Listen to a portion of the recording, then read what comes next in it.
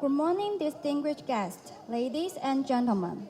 On behalf of Taiwan Art Gallery Association and Taipei Art Economy Research Center, I would like to extend a very warm welcome to you all on joining us at Art Taipei Forum 2018. It is our privilege to have you with us today. We are now officially starting the first session of the forum. We hope you will find the program lined up for you to be engaging and fruitful. I would like to invite Dr. Filip VERMEYLEN, Professor of Global Art Markets, Erasmus of University Rotterdam, to make the opening session on art fairs and the new market for visual art in Asia. 各位来宾，欢迎莅临由中华民国画廊协会主办的2018台北艺术论坛。今天我们很荣幸邀请到许多贵宾莅临现场。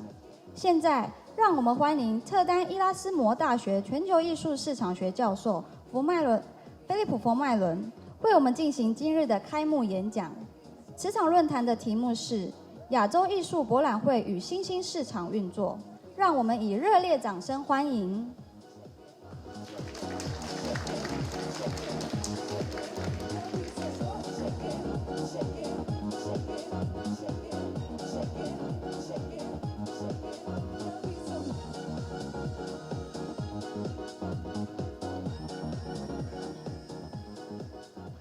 Good morning, and first of all, I would like to thank the organizers of Art Taipei and the Art Taipei Forum for inviting me. This is my very first time to Taiwan, very first time to Taipei, and I must say you have a lovely city, a beautiful culture, very good food, and most of all, very friendly people, and that's something you should all be proud of.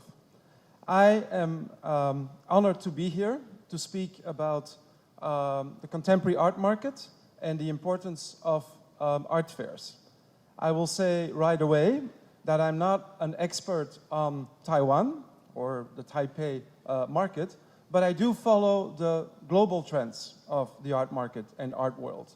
And I am very interested in what's usually called emerging art markets, so new markets for art, and I think new markets are a much more appropriate term, but I will come back to that. And for a long time, I've been interested in art fairs and what they do for the art market. In fact, I think they are of seminal importance. And one of the reasons why I was so keen and excited to accept your invitation to speak here, because I had heard about Art Taipei. Art Taipei is one of the oldest fairs in Asia, and this part of the world, probably the oldest one and one of the most significant ones. So I also wanted to visit the fair and be able to talk to some of the people here. So I'm very glad that I can do that. So if we think about what's going on in the global art market, I think there are a couple of very distinguished trends. First of all, I think what we have seen since the 1990s, but particularly since the 2000s, is really sort of a global art market emerging. Basically a global art market system which is to a great degree interconnected. I wouldn't say it's a perfectly global integrated art market, but it's definitely become more integrated internationally. So that's something, and we'll definitely talk about that.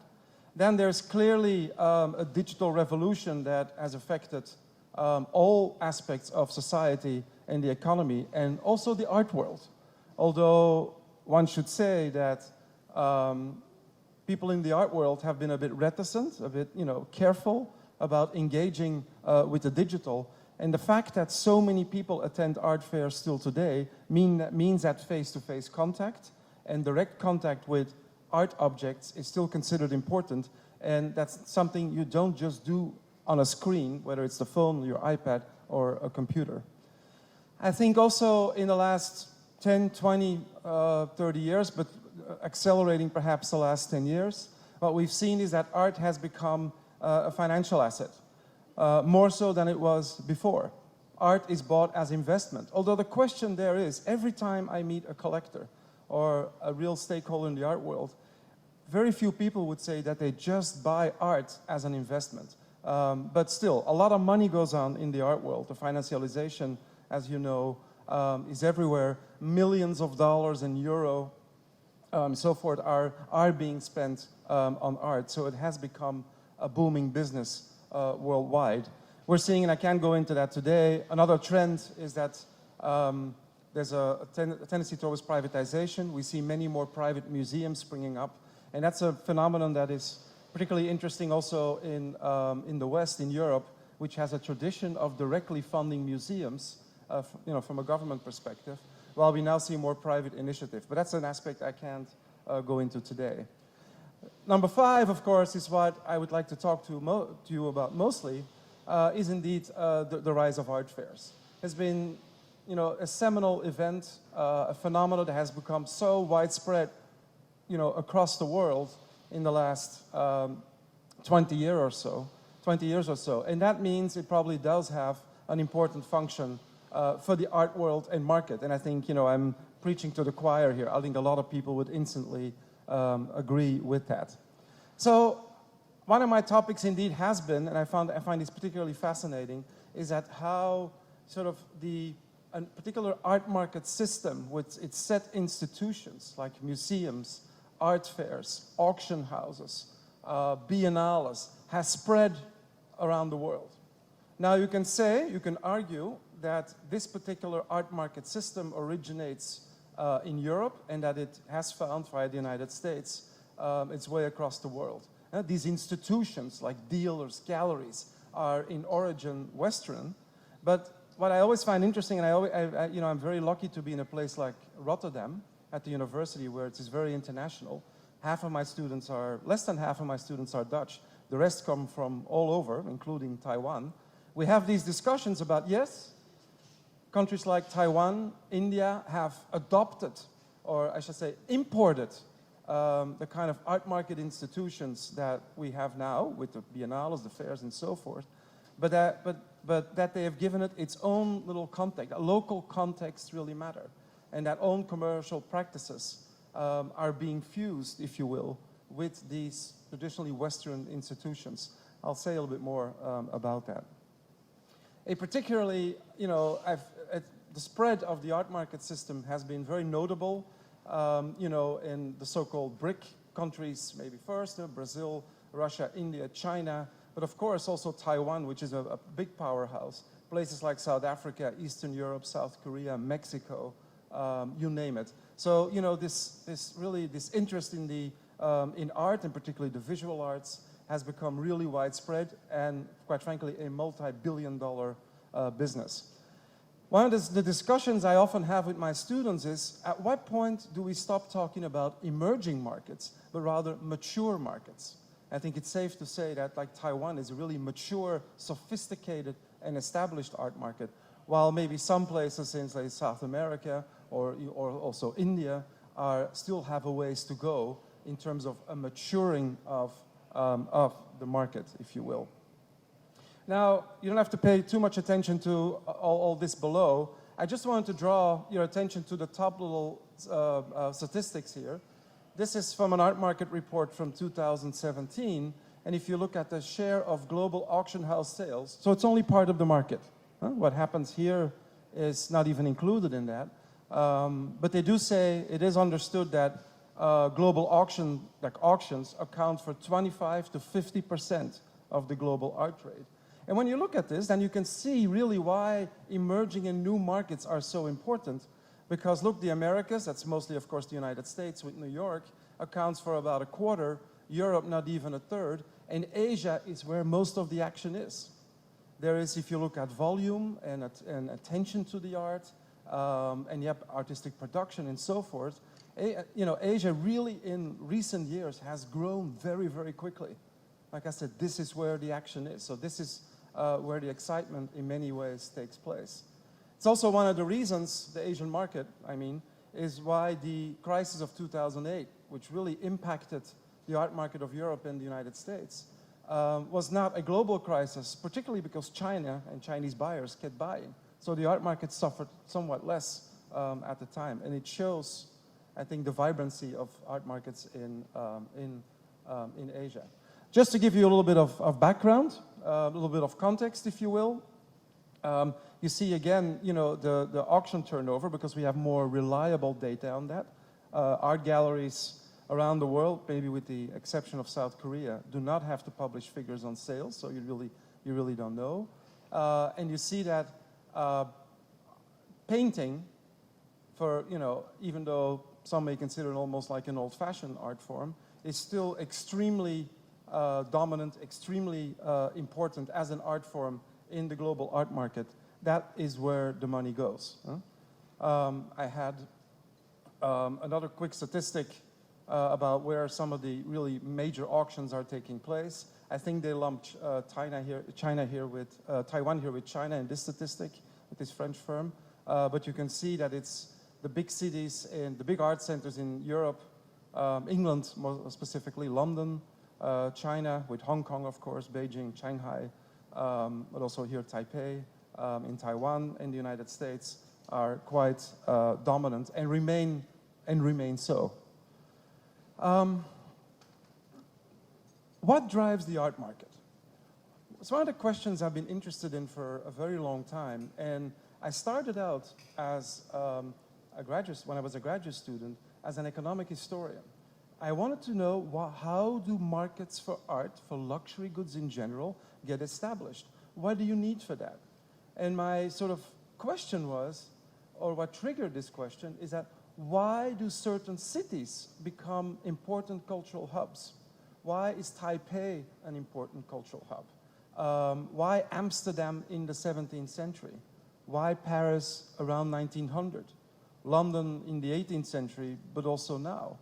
And why are other cities not? Why are some small other cities do not catch on?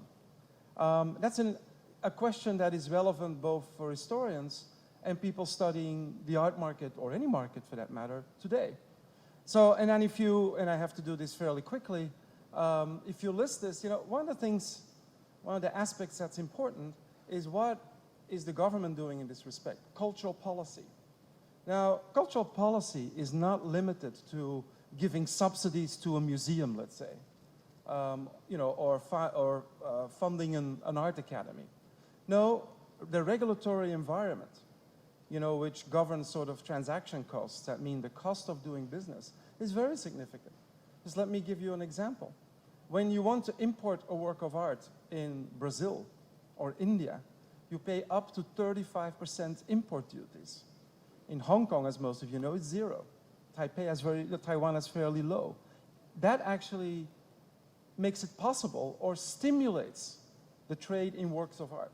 So sort of what the government decides about what to do with an art market actually does have an impact. But of course, markets will only be there, particularly markets for luxury goods. After we've been fed, we have a roof over our head, we have clothes. There needs to be disposable income.